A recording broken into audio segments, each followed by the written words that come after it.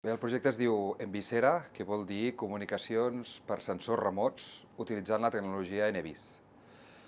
Quan tu vols comunicar sensors que estan molt lluny de qualsevol àrea on no hi ha ni telefonia ni wifi, només tens dues possibilitats. Una és el satèl·lit i l'altra és comunicar-te amb reflexió a la capa alta de l'atmosfera, que es diu ionosfera.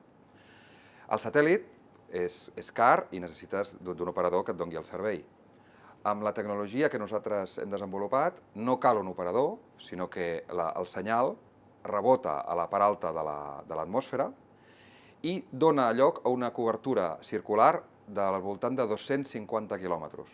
Això és molt, això és més que qualsevol altra tecnologia. Qualsevol ràdio de UHF o de VHF arribaria molt menys, no? Arribaria a 80 quilòmetres. En canvi, amb aquesta tecnologia podem arribar a 250 quilòmetres. Això fa que puguis comunicar sensors que estan lluny de les bases antàrtiques, lluny de la base Juan Carlos I, que és on nosaltres treballem, i aquests sensors es poden comunicar directament amb la base.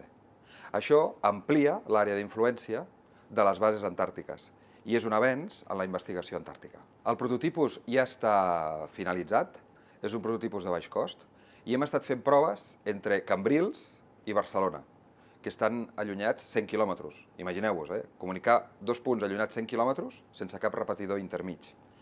I ara la següent fase és fer les proves a l'Antàrtida l'hivern que ve.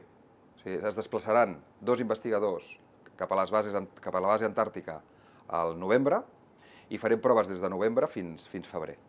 L'Antàrtida és un continent dedicat a la ciència. Hi ha molts sensors, sensors de temperatura, sensors biològics, sensors de camp magnètic, sensors a les glaceres per veure com avancen.